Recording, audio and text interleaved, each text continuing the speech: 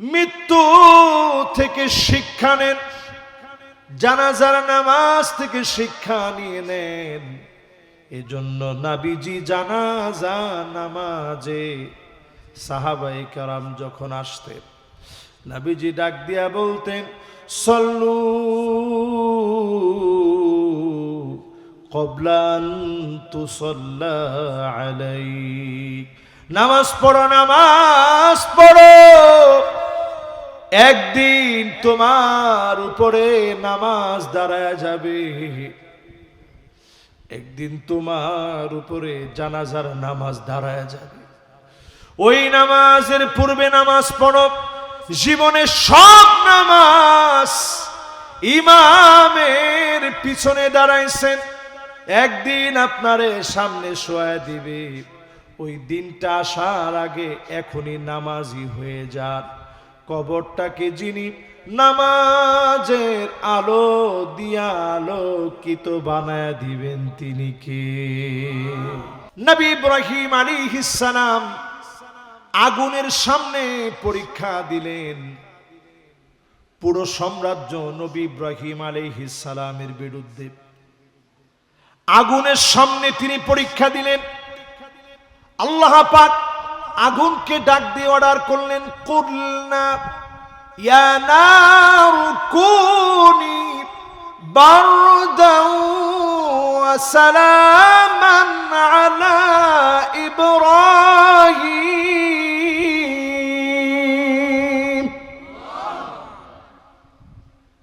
আল্লাহ যদি বারদান ওয়া সালামা এই শব্দটা না বলতেন, শুধু বারদান বলতেন, ইব্রাহিম আলাইহিস সালামের পরীক্ষা দেওয়ার সময় ঈমান এত অটল আর মজবুত ছিল, এত অটল ছিল ঈমান, যদি আল্লাহ বারদাউ ওয়া সালামা না বলতেন তাহলে এমন ঠান্ডা হয়ে যেত আগুন, এই আগুন দিয়ে আর ভাত পাক করা যেত না, ঠান্ডা ঠান্ডা হয়ে যেত। জোরে কোন আল্লাহু আকবার। আগুনে পড়ে গেছে। সেই মুহূর্তে জিবরিল আলাইহিস সালাম এসে বলে, ও নবী ইব্রাহিম, আমার কাছে কি আপনি কিছু চান? আমার পাখাগুলা দিয়ে জাপটা মেরে দিব, আগুন নিভে যাবে। আলাকা হাজাতুন ইয়া ইব্রাহিম, ও নবী ইব্রাহিম, আপনি কি আমার কাছে কোনো সাহায্য চান নাকি? ইব্রাহিম আলাইহিস সালাম বলেন, না না, তোমার কাছে আমি কোনো সাহায্য চাই না।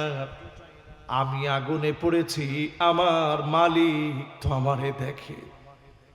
আমার মালিক যদি আগুনে ফেলে খুশি হয়, আমি ইব্রাহিম আগুনে পুড়ে সারখার হতে রাজি।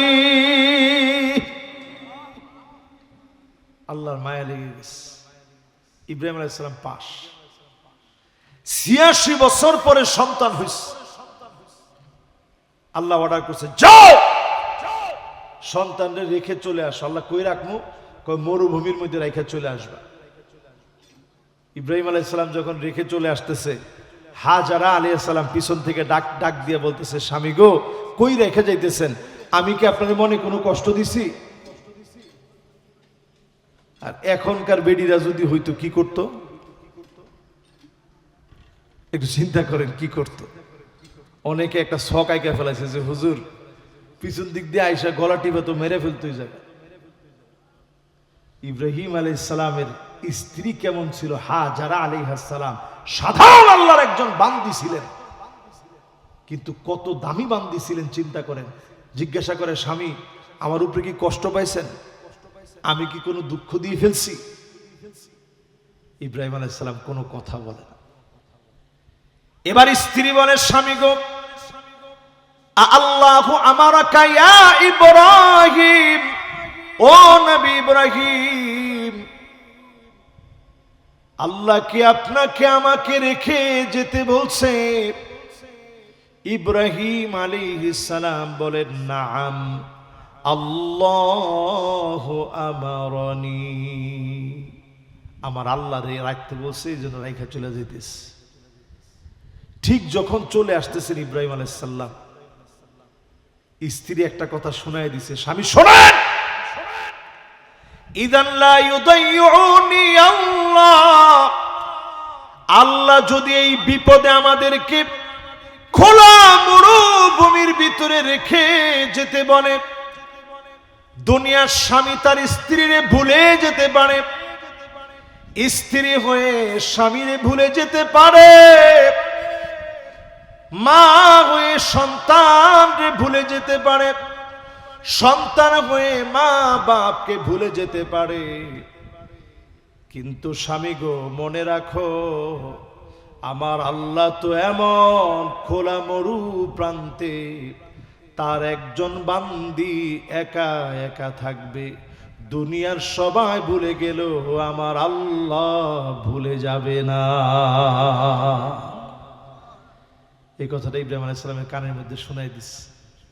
ইব্রাহিম আলাইহিস সালাম চোখের একটু আড়াল হয়েই মায়া লেগে গেছে সন্তানের জন্য, স্ত্রীর জন্য।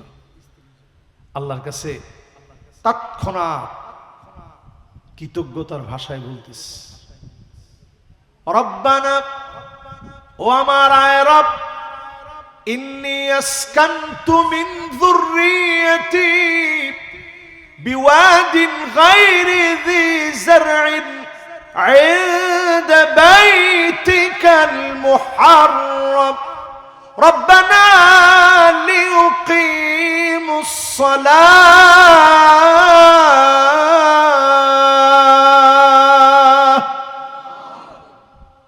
আয় আল্লাহ, আমার কলিজার টুকরা সন্তানটারে রেখে চলে আসছে, ৮৬টা বছর ধরে আল্লাহ আমার সন্তান আদি নাই, আজকে রাইখা চলে আসছি খোলা মরু প্রান্তের ভিতরে, কিছুই নাই তাদের কাছে।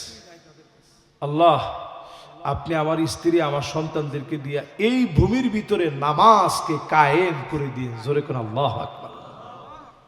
আপনি এখন কাবায় গিয়া দেখেন, ২৪টা ঘন্টার এমন একটা মিনিট পাবেন না, সেকেন্ড পাবেন না, ইকো সেকেন্ড পাবেন না, ন্যানো সেকেন্ড পাবেন না, যখন আল্লাহর ঘর কাবায় সেজদা হয় না, জোরে কোন আল্লাহু আকবার।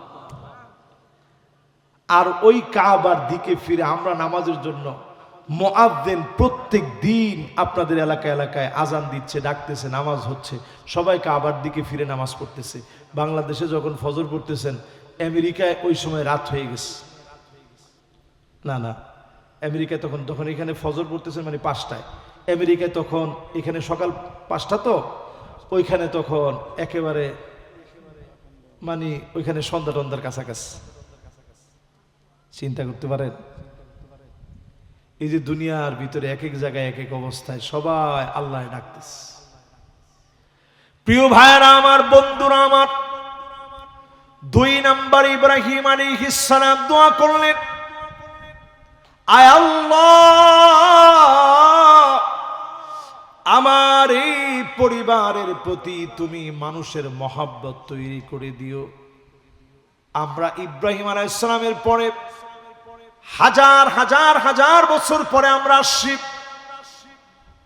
ধরেন ৪০০০ বছর আগের ঘটনা বলতেছি আপনাদেরকে। এই যে হাজার হাজার হাজার বছর আগে ইব্রাহিম আলাইহিস সালাতু ওয়াস সালামের বিশাল ঘটনা, এই ৩৫০০ ৩০০০ ৪০০০ বছর আগের ঘটনা।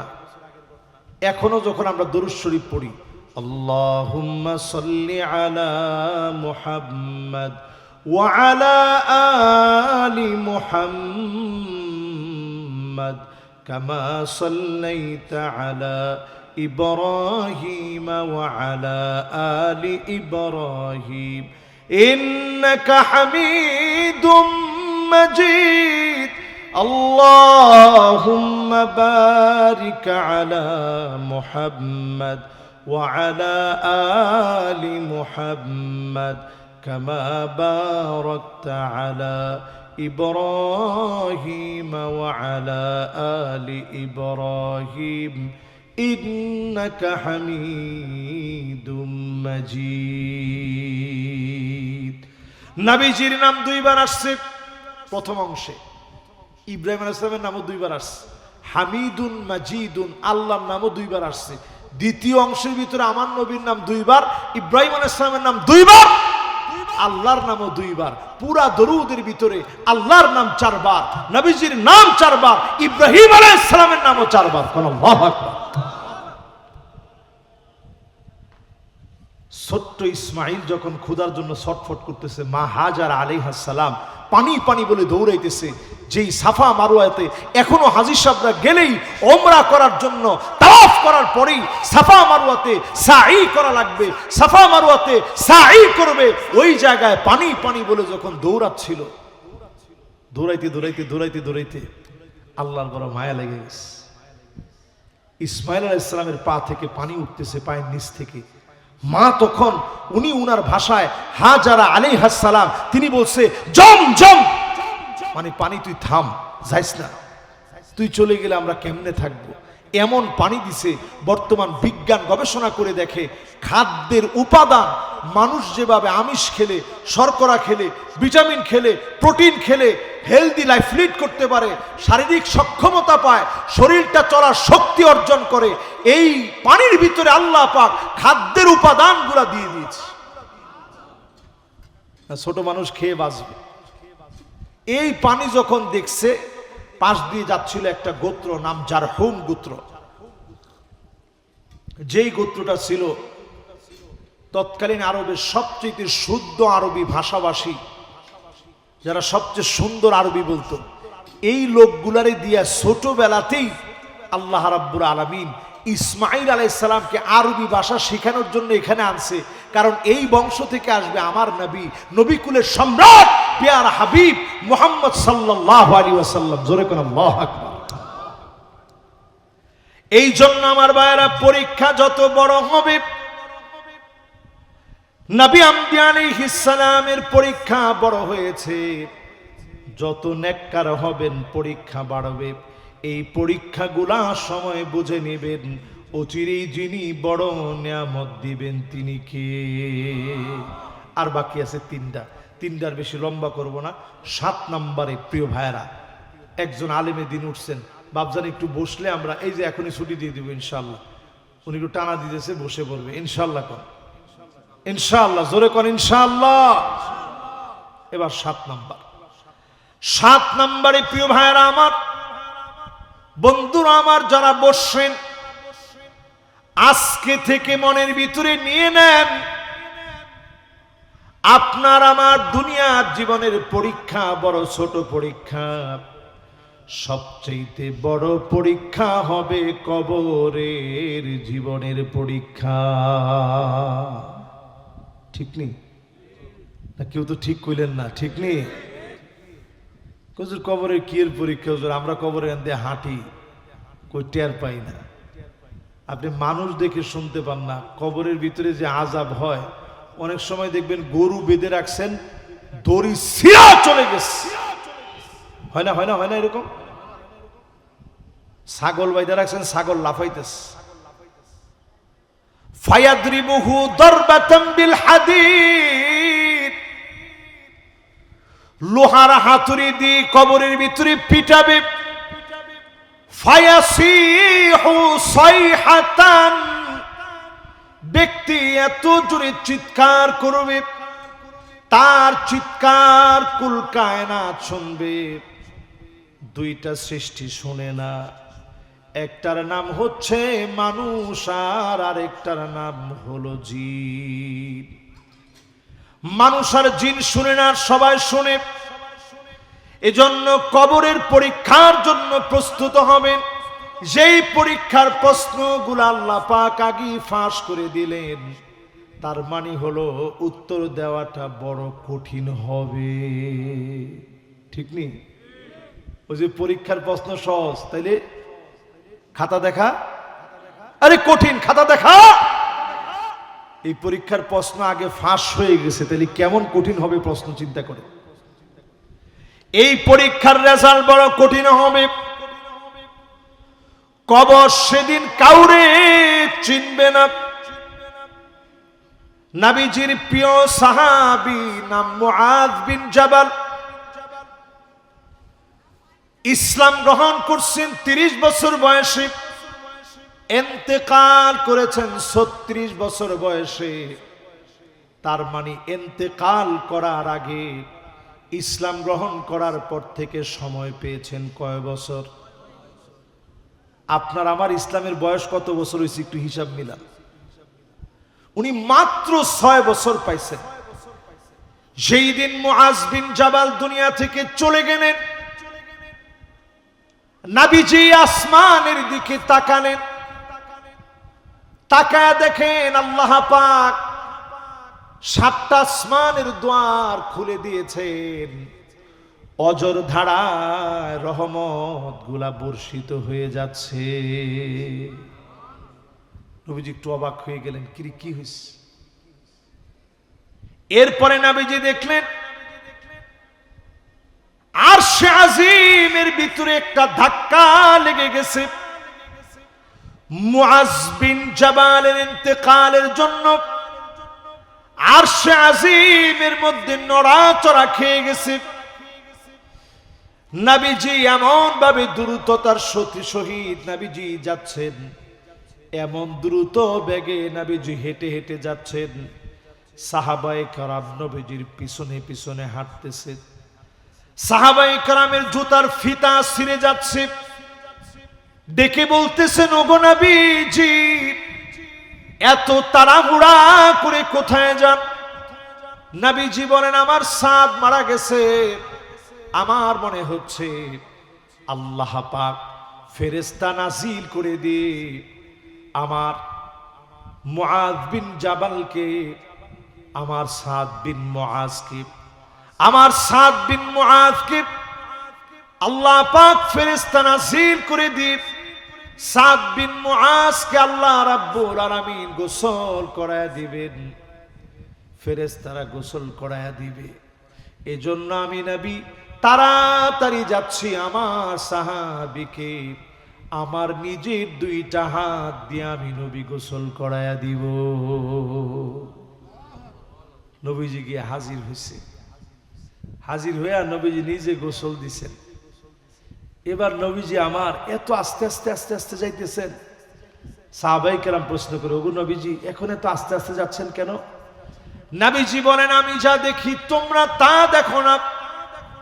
একজন না, 2 জন না, 70,000 ফেরেশতা আল্লাহ নাজিল করে দিয়েছে আমার সাদের জানাজার জন্য।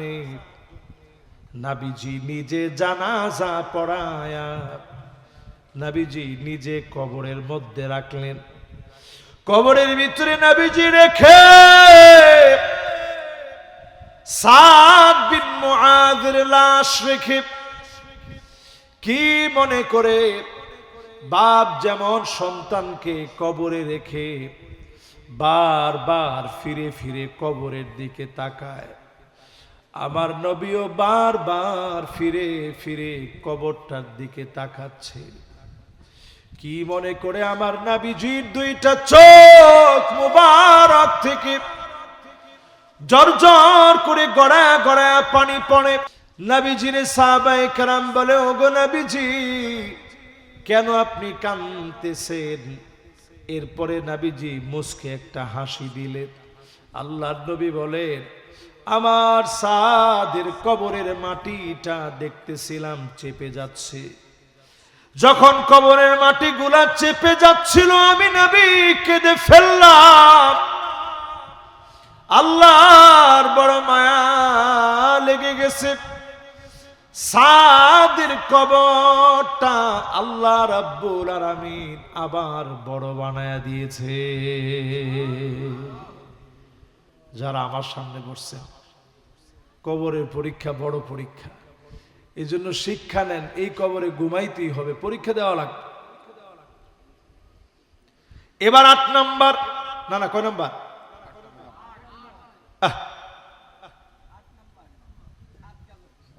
আরে আল্লাহ, তো কখন শেষ করবো না?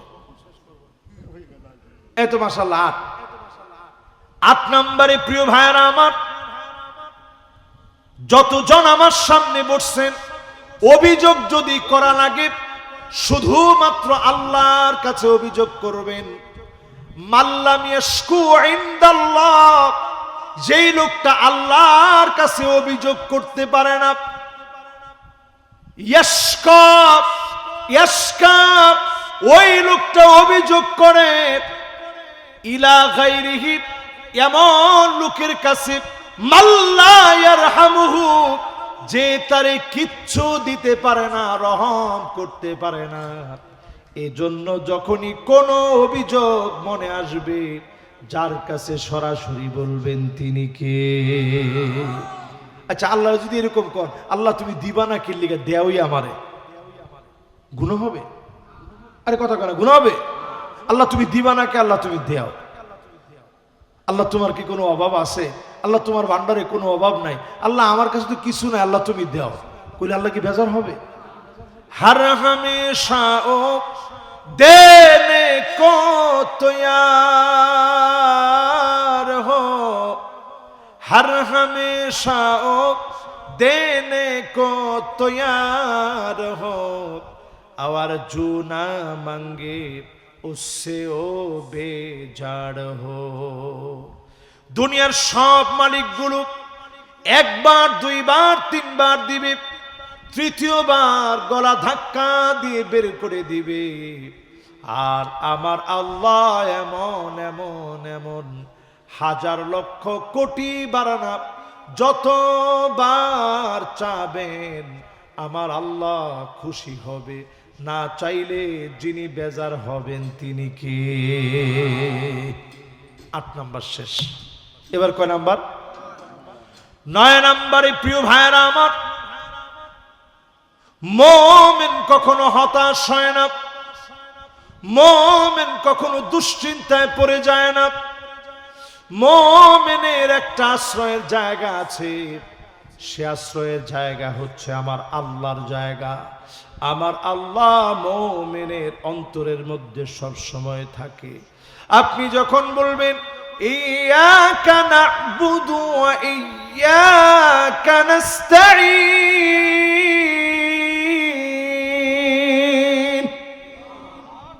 কন্নি তখন আল্লাহ কি কয় জানেন? আপনি পড়ার সাথে সাথে আল্লাহ বলে হাদা বাইনি ওয়া বাইনা আবদি, বান্দারে এটা আমার আর তোর মাঝে, তোর কি লাগবে আমি আল্লাহ জানি, তুই যা লাগবে বল, বলতে দেরি হবে, আমি আল্লাহ দিতে দেরি করব না। জোরে কোন আল্লাহু আকবার। সব দোয়া 3 ভাবে কবুল হয়। একটা কবুল হয় তৎক্ষণাৎ, এখন চাইছেন এখন কবুল, নামাজ পড়তে আস্তে আস্তে বলছেন, বাসায় গিয়ে দেখেন কবুল হয়ে গেছে। এরকম দোয়া আছে না আমাদের জীবনে? আরেকটা দোয়া কবুল হয় তাখিরান, আজকে তৎক্ষণাৎ হয় নাই, 1 বছর 2 বছর 3 বছর 4 বছর 10 বছর 20 বছর ইন্তেকালের আগে দোয়া কবুল হয়েছে। এখানে সবাই তো দোয়া করছেন আল্লাহ আপনি একটু হজে নিয়েন, করেন না? আল্লাহ মক্কা মদিনা দেখেন, সবাই আমরা দোয়া করি, কিন্তু আল্লাহ পাক হয়তো অনেকের দোয়া তৎক্ষণাৎ কবুল করে নেয়, অনেকেরটা 2 বছর 3 বছর পরে আল্লাহ দেখা।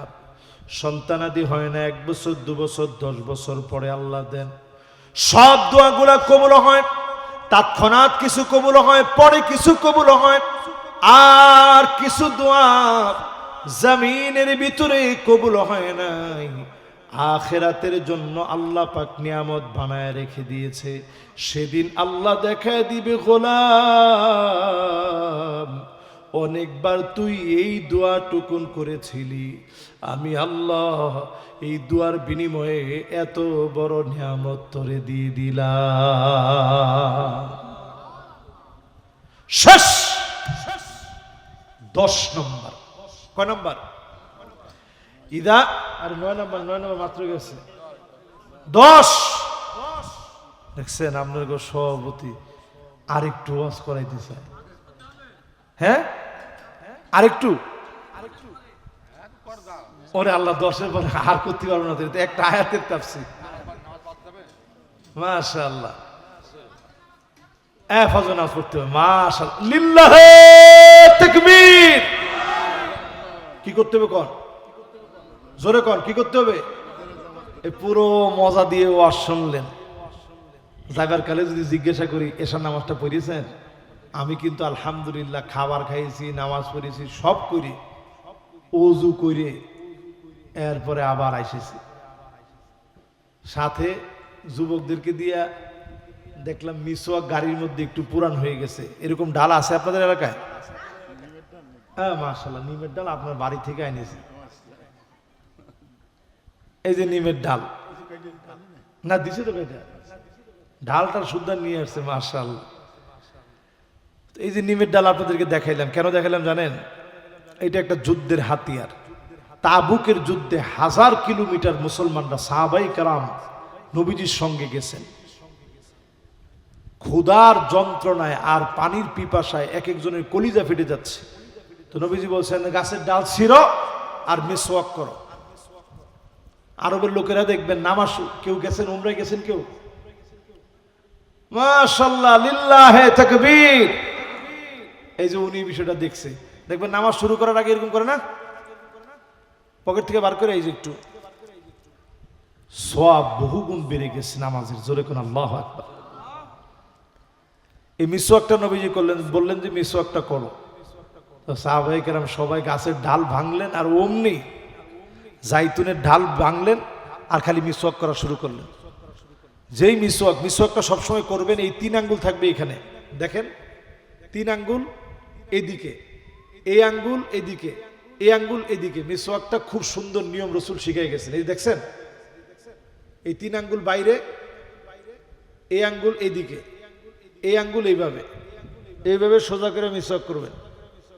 তো নবীজি যখন মিসওয়াকটা করা শুরু করতে বললেন, মিসওয়াক শুরু হয়েছে, ওই সময়ের রোমকরা ছিল সবচেয়ে সুপার পাওয়ার। আমেরিকা যেরকম এখন একটু পাওয়ার দেখায়, এর চেয়ে শক্তিশালী পাওয়ারফুল ছিল তারা। ওরা মুসলমানের খালি মিসওয়াক করা দেখে তারা চিন্তা করতেছে, হায় হায়, যেইভাবে ভাঙে দাঁতকে যেভাবে পরিষ্কার করতেছে, ওরা পালি মনে হয় ছাড়বে না। এই এক দৃশ্যে সব কাফের বিতাড়িত হয়েছে, মুসলমানদেরকে আল্লাহ বিজয় দান করছেন। জোরে কোন আল্লাহু আকবার।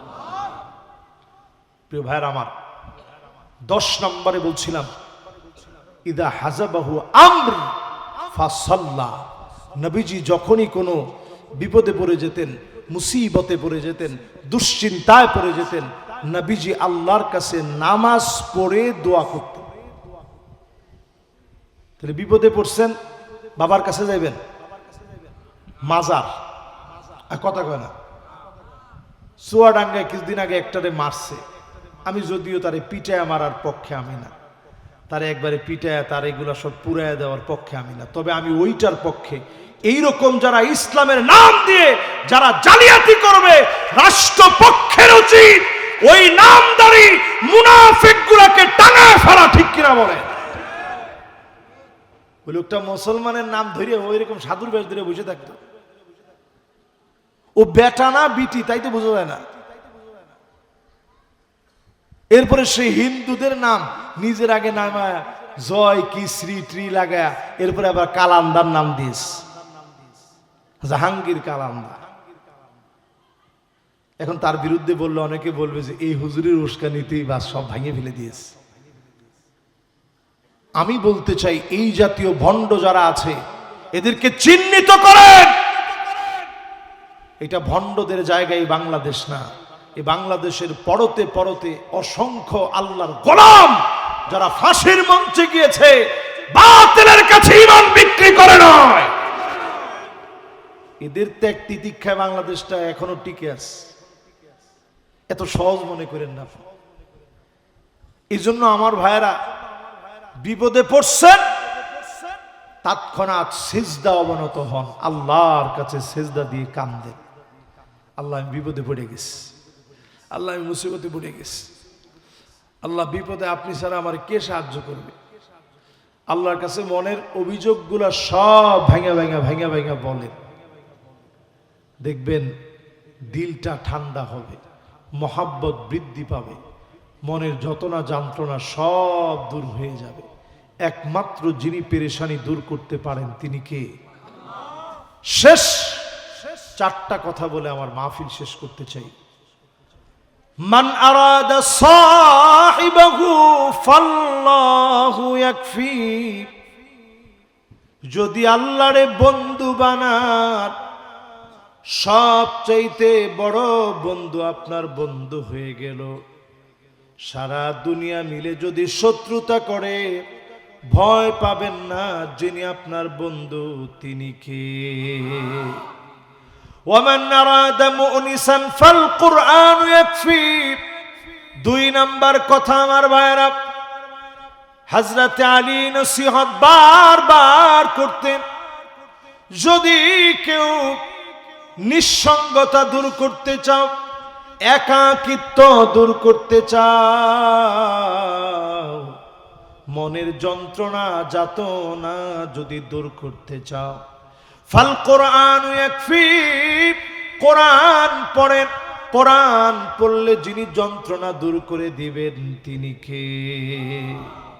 আমার 3 নাম্বার কথা, ওয়ামান আরাদা গিনান ফাল কিনাতু তাকফি। আপনি যদি অল্পে নিজেরে তুষ্ট বানায় নিতে পারেন, যিনি আপনাকে অল্পে খুশি হয়ে যাওয়ার কারণে যিনি আপনাকে ধনী বানায়া দিবেন তিনি কে? এবার আমার 4 নাম্বার কথা, ওয়ামান আরাদাল ওয়া'দ ফাল মাউতু ইয়াকফি। আপনি যদি মনে করেন ওয়াজ শুনবেন, মৃত্যু থেকে শিক্ষা নেন, জানাজার নামাজ থেকে শিক্ষা নিয়ে নেন। এজন্য নবীজি জানাজা নামাজে সাহাবায়ে কেরাম যখন আসতেন, নবীজি ডাক দিয়া বলতেন, সল্লু ক্বাবলা আন তুসাল্লা আলাইক। নামাজ পড়ো, নামাজ পড়ো, একদিন তোমার উপরে নামাজ দাঁড়ায় যাবে, একদিন তোমার উপরে জানাজার নামাজ দাঁড়ায় যাবে। ওই নামাজের পূর্বে নামাজ পড়ো। জীবনের সব নামাজ ইমামের পিছনে দাঁড়াইছেন, একদিন আপনারে সামনে শোয়া দিবে।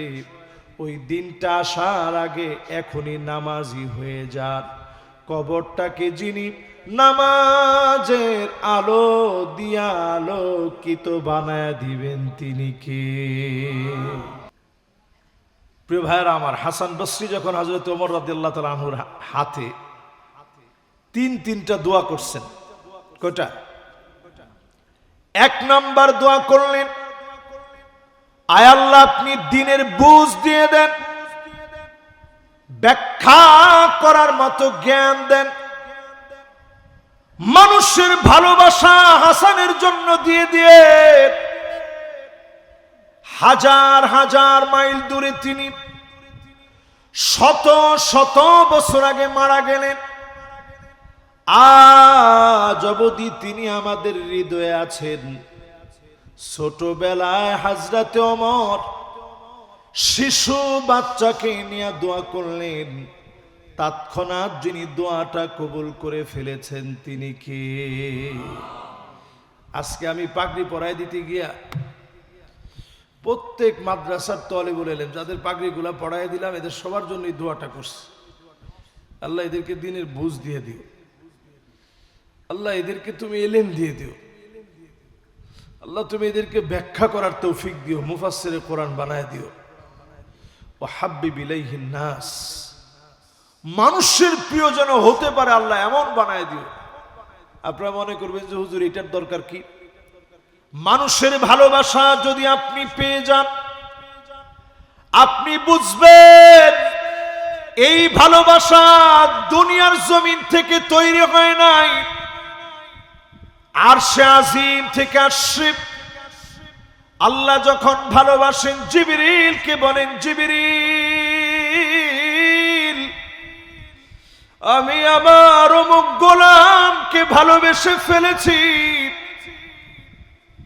জিবরিল আলাইহিস সালাম ফেরেশতাদেরকে ডেকে বলেন, আসমানে ঘোষণা হয়ে যায়, জমিনের ফেরেশতাদের কাছে ঘোষণা হয়, একজন একজনকে ভালোবাসে, এই জন্য জালেমরা 16 বছর জুলুম করেও ইসলামী আন্দোলনের একজন নেতার সম্মান কমাতে পারে না। ঠিক নেই? তাদের সবচেয়ে বড় হাতিয়ার আর অস্ত্র ছিল রাজাকার। সংসদে রাজাকার, এই শব্দ সংসদে হয়েছে, টেলিভিশনে হয়েছে, পত্রপত্রিকা আসছে, কোর্টের মধ্যে হয়েছে, সব জায়গায় রাজাকার রাজাকার শব্দ বলছে। ওই শব্দকেই একটা অভ্যুত্থানের রাজকীয় মুকুটীয় শব্দ হিসাবে গোটা জাতির লোক মেনে নিয়েছে। ঠিক কিনা বলে? এটা প্রমাণিত সত্য। আল্লাহ যদি ভালোবেসে ফেলে, অনেক সময় যেটা আপনি তাকে লজ্জিত করার জন্য বলছিলেন, ওই শব্দ তাকে সম্মানিত বানায় দেয়। ঠিক কিনা বলে? এই জন্য যদি আপনাকে কেউ ভালোবাসে, লোকেরা যদি পছন্দ করে নেয়, আপনি বুঝবেন এই ভালোবাসা দুনিয়া থেকে আসে নাই, এই ভালোবাসা আল্লাহ পাক দিয়েছে। আল্লাহ যখন ভালোবাসবে, কুল কায়নাত ভালোবাসবে, মানুষের ভালোবাসা অর্জন করেন। আপনাকে দুনিয়া আখিরাতে যিনি সেরা বানায় দিবেন তিনি কে? আচ্ছা বলেন তো, হযরত ওমরের কুলে যিনি ছিলেন কি নাম? একটু জোরে কন, কি নাম? আর একটু জোরে কন, কি নাম? এটা এতবার আপনাদেরকে বইলা কষ্ট দেওয়া হয়েছে কেন? উনার কাছে একজন মা আসছে মৃত্যু শয্যায় ছেলেকে রেখে।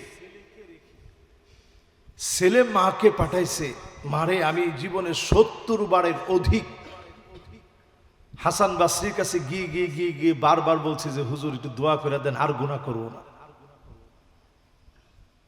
মা, আমার মনে হয় আমি আর বাঁচবো না, আজকে মনে হয় শেষ। আপনি একটু হাসান বাসরি রাহিমাহুল্লাহ গিয়া বলেন, ফাউজাদ্দিদু তাওবা লাআল্লাল্লাহ ইয়ারহামুনি। হাসান বাসরি গিয়া বলেন, আমার ছেলেটা মৃত্যু শয্যায় আছে, শেষবারের মতো আপনার হাতে তাওবা করবে, আমার জন্য যেন দোয়া করে দেয়।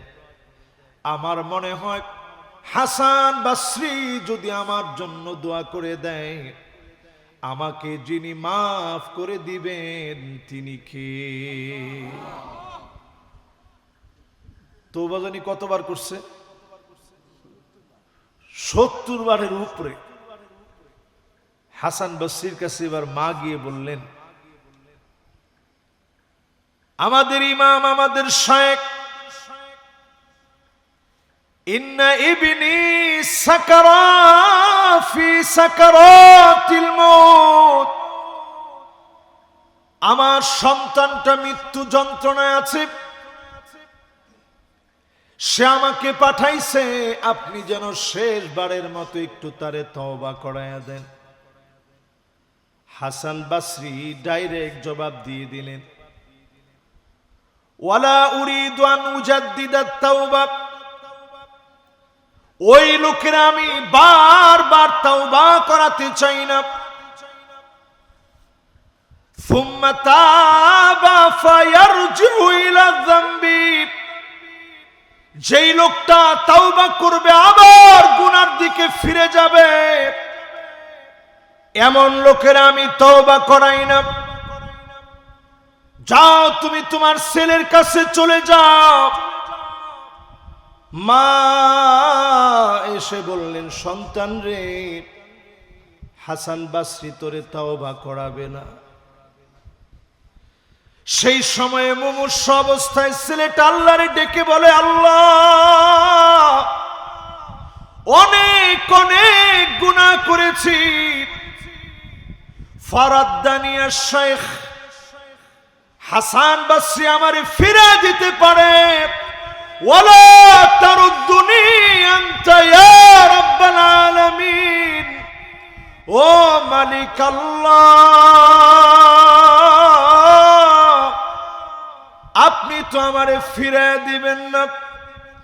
আল্লাহ, শেষবারের মতো আমি তওবা করছি, আর জীবনে গুনাহের দিকে যাব না, আর অন্যায় করব না। তৎক্ষণাৎ কালেমা পড়ল, যুবকটার মৃত্যু হয়ে গেল। মৃত্যু হওয়ার আগে মাকে বলে গেছে, মা রে, আমার মতো গুনাহগারের কোনো ছাড় নাই। হাসান বসরি পর্যন্ত ফিরায় দিয়েছে। তুমি আমার গলার ভিতরে দড়ি লাগায়া আপনার পাটাকে আমার কপালের মধ্যে দিয়ে রাখে বাজারের ভিতরে আমার লাশটাকে টেনে টেনে নিয়ে যায়, মানুষ যেন বুঝে আমি কেমন গুনাহগার ছিলাম, আমার মালিকের যেন মায়া লেগে যায়। সন্তানের কথা অনুযায়ী মা যখন দড়ি লাগায়া কপালের মধ্যে পাটা রাখবে, উপর থেকে একটা আওয়াজ মা শুনতে পেয়েছে, ইরফা রিজলাক, পা উঠাও, ফালা তাদা রিজলাকি আলা মাউদি'স সুজুদ, সিজদার জায়গার ভিতরে পা দিও না, কপালটা আল্লাহর কাছে বড় দামি, এই কপালের ভিতরে পা দিও না। কদ গফারতু লাহু ওয়া আদখালাহুল জান্নাহ, আমি তোমার সন্তানরে মাফ করে দিই, আমি আল্লাহর জান্নাতের মেহমান তারে বানায় দিব। একটাবার কল্পনা করেন, 70 বার তওবা করলো, আবার গুনাহ করলো।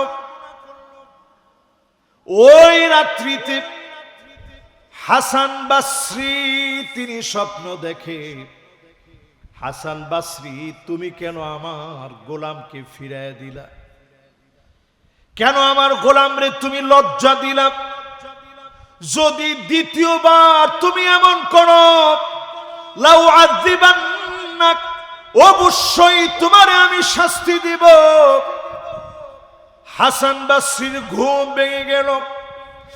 এতবার তওবা করেছে, এতবার গুনাহ করেছে, ইন্তেকালের আগে একবার অনুতপ্ত হয়েছে। যিনি মাফ করে দিয়েছেন তিনি কে? সূরা ইউসুফের ৮৬ নং আয়াতে কারিমার তাফসীর চলছে।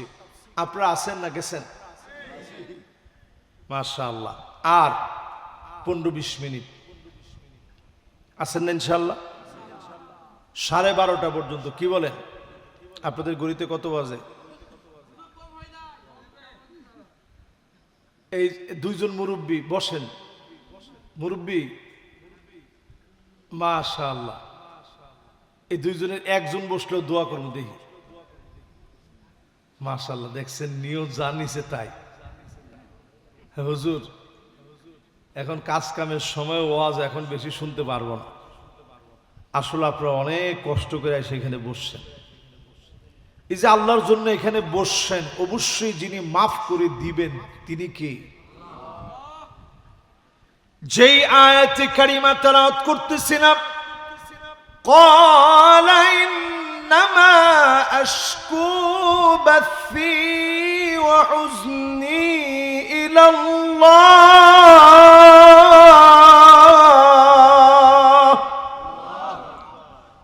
আল্লাহু আকবার।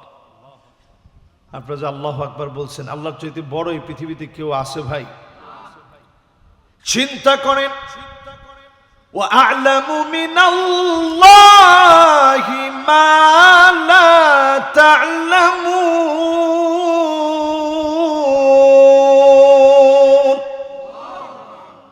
ইয়াকুব আলাইহিস সালাম বলেন, আমি আল্লাহ সম্পর্কে যা জানি তোমরা তা জানো না।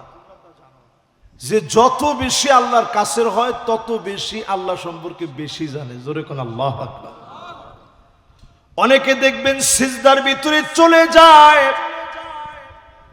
রাতের অন্ধকারে সিজদায় চলে যায়, গিয়ে আল্লাহর কাছে ফুপায়া ফুপায়া কান্দে। এই 1 নম্বর শিক্ষা শুরু হয়েছে। এরকম 10টা শিক্ষা শেষ হবে, তারপরে তো ছুটি ইনশাআল্লাহ। 1 নম্বর শিক্ষা হচ্ছে, যে যত বেশি আল্লাহর সঙ্গে সম্পর্ক করে তত বেশি আল্লাহর চিনে। নবীজি আমার সিজদায় চলে যেতেন, আম্মা জান আয়েশা বলেন এত পরিমাণ নবীজি কাঁদতেন। আজিজুন কাজিজিল মিরজাল, ফুটন্ত পানিগুলা টকবক করে ফুটলে যেমন আওয়াজ হয়, নবীজির ভিতর থেকে টকবক টকবক করে আওয়াজ হতো। আম্মা জান আয়েশা বলেন, ছোট্ট ঘরের ভিতরে আমি আয়েশার ঘুমটা ভেঙে যেত। আমি মনে করতাম এত ফুপায়া ফুপায়া নবীজি কেন কান্দে, কি কষ্ট আমার নবীর মনে। আম্মা জান বলেন, আমি আমার কানটাকে নবীজির জবানের সামনে নিতাম, আমি শুনতাম অন্য কোন কিছু বলে নবীজি কান্দে না। নবীজি সিজদার ভিতরে কান্দে আর বারবার বলে, আল্লাহুম্মা উম্মতি,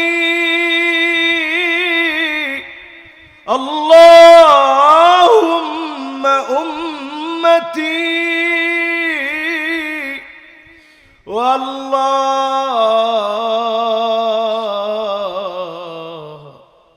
আমার উম্মত আমার উম্মত।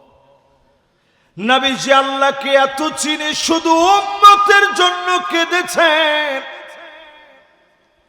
নবীজি শুধু আমার জন্য কাঁদলেন, আপনার জন্য কাঁদলেন। এত আল্লাহকে চিনে মনের দুঃখ যন্ত্রণা কষ্টগুলা বলে নাই, আল্লাহ কেন খাবার দেন নাই, ক্ষুধার যন্ত্রণা কেন দিয়েছেন, নবীজি বলে নাই। নবীজির সবচেয়ে বড় কষ্ট আমার আপনার জন্য ছিল, আল্লাহ আমার উম্মতের কি হবে। এজন্য কষ্টগুলা সিজদায় গিয়ে গিয়ে বলেছেন।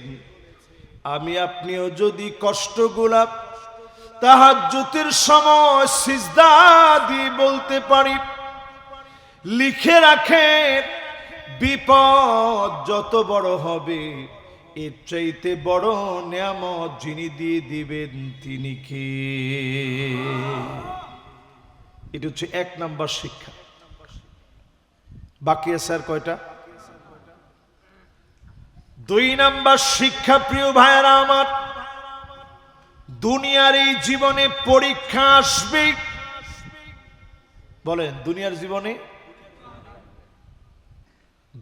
এই জীবনে পরীক্ষা আসবে। প্রশ্ন ভিন্ন ভিন্ন হতে পারে, প্রশ্ন সবার এক সমান না। যেমন দেখেন আমার ছোট্ট এই জীবনে, এই যে এতটুকু জীবন গেল, তেমন খুব বড় কোনো কষ্টে পড়ছি আমার মনে হয় না। এই কয়টা দিন কয়টা মাস আমার মেয়েটারে নিয়ে যখন পেরেশানি করি, আমার এটা মনে হয় যে আহারে পরীক্ষা তো সবারই আসবে, হয়তো প্রশ্নটা একটু ভিন্ন। একজন অনেক কষ্ট করে ব্যবসা বাণিজ্য দিচ্ছেন, হঠাৎ একদিন আগুন লেগে গেছে, একটা পরীক্ষায় পড়ে গেছেন। একজন হয়তো এখানে বসা আছেন, তার বাচ্চা কাচ্চা হয় নাই, আছেন এরকম? আরে কথা কয় না, আছেন এমন? কেউ হয়তো এমন আছেন ছেলে হয়েছে মেয়ে হয় নাই, মেয়ে হয়েছে ছেলে হয় নাই। কারো হয়তো স্ত্রী কথা শুনে না, নানা রকমের পরীক্ষা দুনিয়ায় হবে, ভিন্ন ভিন্ন প্রশ্ন হবে। এই পরীক্ষাগুলোর সময় আল্লাহকে কষ্ট পেয়ে আল্লাহকে গালি দেওয়া যাবে না, ঈমান নষ্ট করা যাবে না। আমার নবীর একজন না দুইজন না, ইন্তেকালের আগে, নবীজির ইন্তেকালের আগে সব নবীজির সন্তানরা চোখের সামনে থেকে এক এক করে চলে গেছে।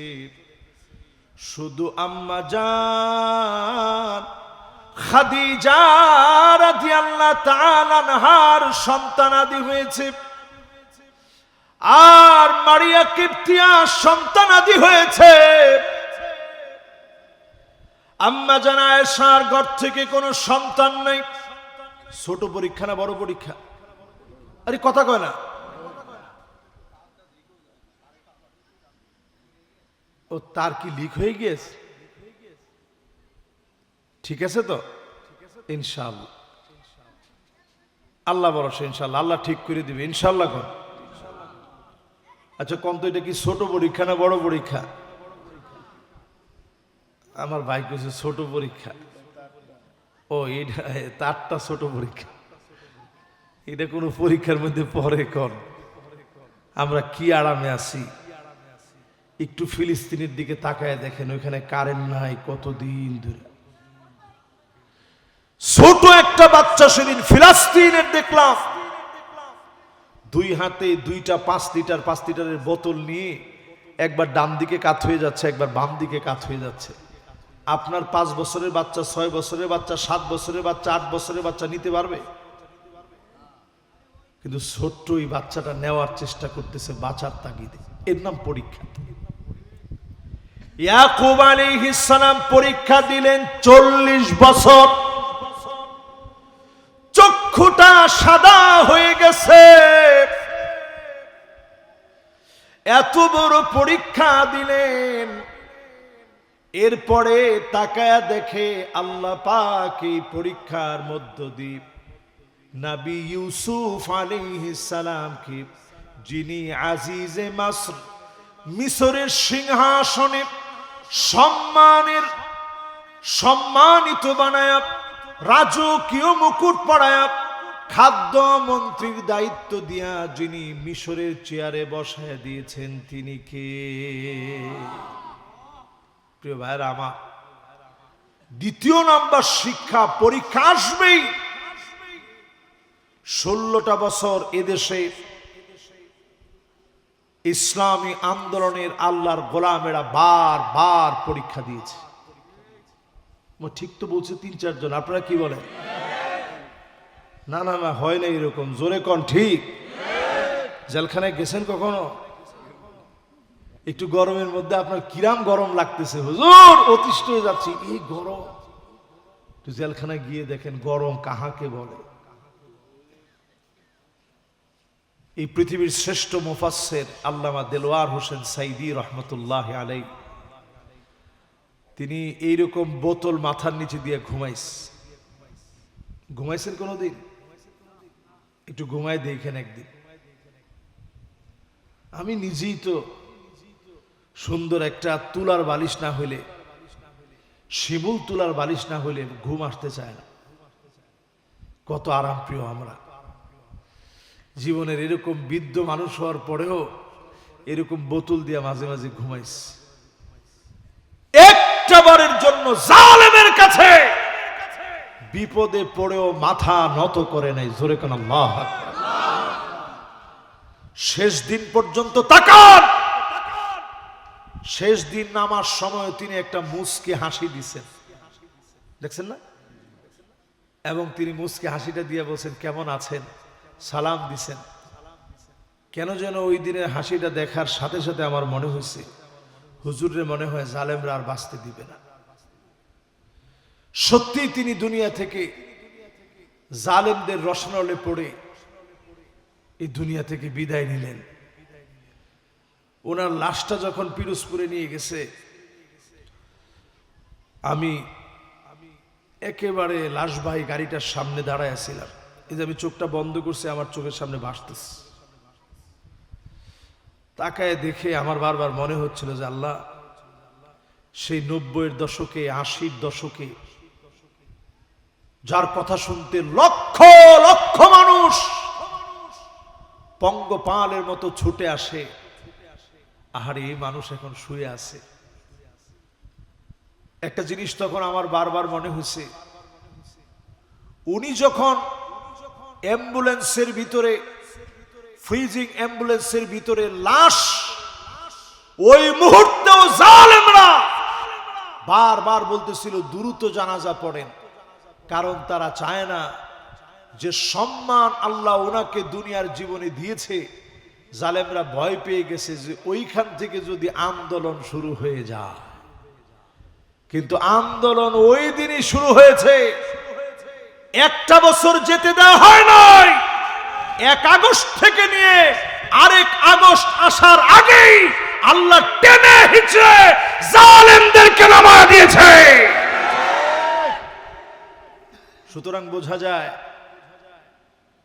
যে কোনো পরীক্ষা দুনিয়ার জীবনে আসুক, প্রশ্ন এক একজনের এক একটা হবে। পরীক্ষা আসলে আমরা আত্মসমর্পণ করব কার কাছে? এই যে আমাদের এসএসসি পরীক্ষা চলতেছে, কারা কারা পরীক্ষার্থী আছে দেখি? মাশাআল্লাহ, সবাই মনোযোগী, এখন সবাই পড়াশোনা নিয়ে ব্যস্ত আছে। তো পরীক্ষার্থী যারা আছে, এবার কিন্তু আর মন্ত্রী বলে দিছে নকল চলবে না। এখনকার পোলাপানে আর নকল করেও না। এখন সৃজনশীল প্রশ্ন, নকল করবে কতক্ষণে? তবে যে এই যে পরীক্ষা চলতেছে, দেখবেন যেই পরীক্ষার প্রশ্নটা একটু কঠিন হবে, তখন সেইখান থেকে বোর্ড থেকে বলে দেওয়া থাকে যে প্রশ্নগুলো খুব কঠিন হয়েছে, খাতাগুলো একটু সহজ করে দেখেন, নাহলে পাইকারি দরে ছেলে পেলে সব ফেল করবে, রেজাল্ট খারাপ করবে। আর যেবার প্রশ্ন একেবারে সহজ হয়, ওইবার বোর্ড থেকে বলে দেওয়া থাকে যে প্রশ্ন একেবারে সহজ হয়েছে, খাতা একটু হার্ড ভাবে দেখেন, নাইলে A+-এর বন্যা হয়ে যাবে। ঠিক কিনা কন? সুতরাং বোঝা যায় আমার ভাইয়েরা, পরীক্ষা জীবনে আসবে, প্রশ্ন ভিন্ন ভিন্ন হবে, এক এক জনের পরীক্ষা এক এক রকম হবে। তবে পরীক্ষার ভিতরে যদি উত্তীর্ণ হয়ে যান, যিনি দাম বাড়ায় দিবেন তিনি কে?